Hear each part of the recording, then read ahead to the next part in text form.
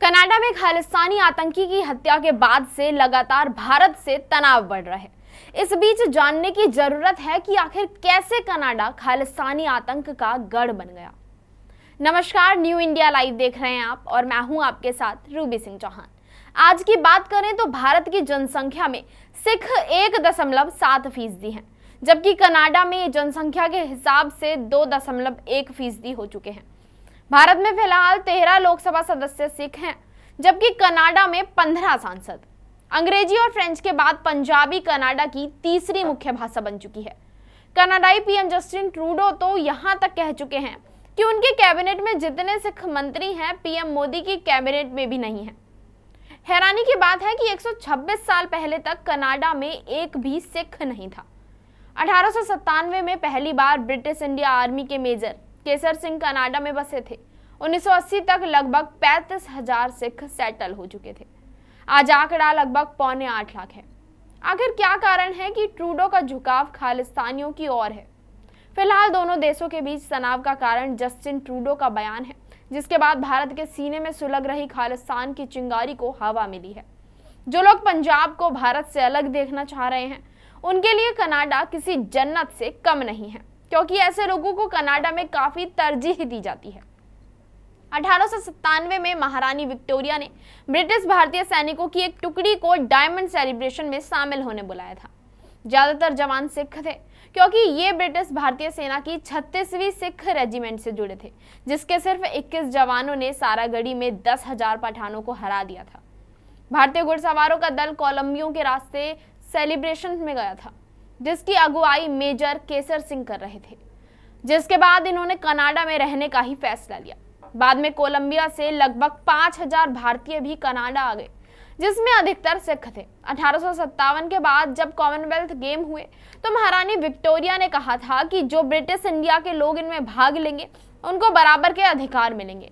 इससे लोग प्रभावित हुए और बाद में जो भी सेना से रिटायर हुए लगभग बसने के लिए कनाडा जाने लगे।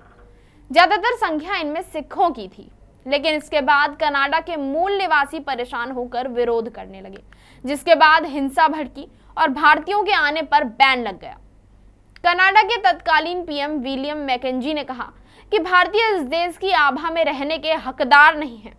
1907 में नियम बना कि अगर कनाडा आना है तो अपने मूल देश से आना होगा, यानी भारतीय भारत से ही वहां जा सकते हैं, दूसरी जगहों से नहीं। भारतीयों के लिए यह भी नियम बना कि अगर कनाडा आना है तो उनके पास $125 होने जरूरी है, जबकि यूरोपियंस के लिए सिर्फ $25 का प्रावधान था। बाद में 1914 आते आते सिखों को जबरन भारत भेजा जाने लगा। एक जहाज में गए भारतीयों को कोलकाता लौटा दिया गया था, जिसके कारण 19 लोगों की मौत भी हुई थी। 2016 में जस्टिन ट्रूडो ने हाउस ऑफ कॉमन में इस घटना पर माफी भी मांगी थी।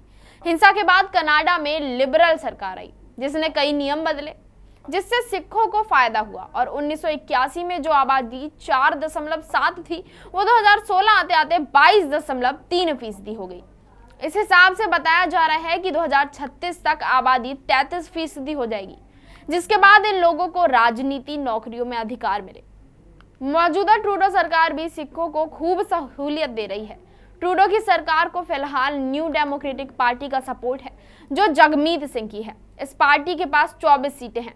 पहले पार्टी को 39 सीटें मिली थी। कनाडा में पहली बार निरंजन सिंह गौरवाल ने पब्लिक ऑफिसर का चुनाव लड़ा था। अब कनाडा में पाकिस्तान से ज्यादा आतंक को पोषित किया जा रहा है। कनाडा के ब्रिटिश कोलंबिया प्रांत में सरेनाम के शहर में जो मर्डर हुआ है, वहां पर गुरुद्वारे की दीवार पर आतंकी तलविंदर सिंह परमार की फोटो लगी है, जो 2021 से नहीं हटाई गई है। परमार खालिस्तानी का बड़ा आतंकी है, जिसने भारत के खिलाफ कई साजिशें रची हैं। 1985 में कनाडा के मॉन्ट्रियल एयरपोर्ट से एयर इंडिया की एक फ्लाइट रवाना हुई थी। कनिष्क फ्लाइट नई दिल्ली आने वाली थी, लेकिन लंदन पहुंचने से पहले इसमें ब्लास्ट हो गया था। इस हमले का मास्टरमाइंड परमार था। 329 लोग हमले में मारे गए थे, जिसमें 82 बच्चे थे। 1970 के दशक से खालिस्तान की मांग तेज हुई थी। परमार ने कनाडा में ही बब्बर खालसा इंटरनेशनल की स्थापना की थी। 80 के दशक में उसने कई मर्डर करवाए थे। वो अक्टूबर 1992 में पंजाब पुलिस के हाथों मारा गया था। उसने पाकिस्तान के रास्ते भारत में घुसपैठ की थी। कनाडा में 2019 में इलेक्शन हुए थे, तब ट्रूडो की पार्टी को 157 सीटें मिली थी, लेकिन बहुमत से 20 सीट कम होने के कारण एनडीपी से गठबंधन किया था, जिसको 24 सीटें मिली थी।